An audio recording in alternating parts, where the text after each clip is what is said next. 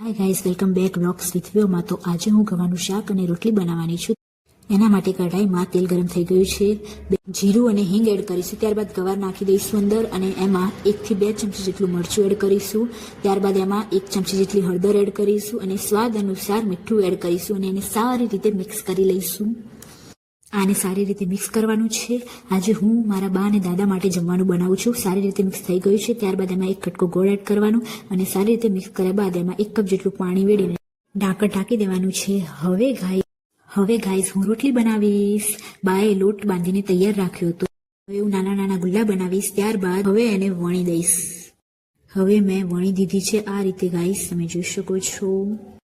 હવે તવી ગરમ થઈ ગઈ છે અને મેં રોટલી નાખી, પણ થોડીક બહાર પડી ગઈ, પણ ચાલે એટલું તો।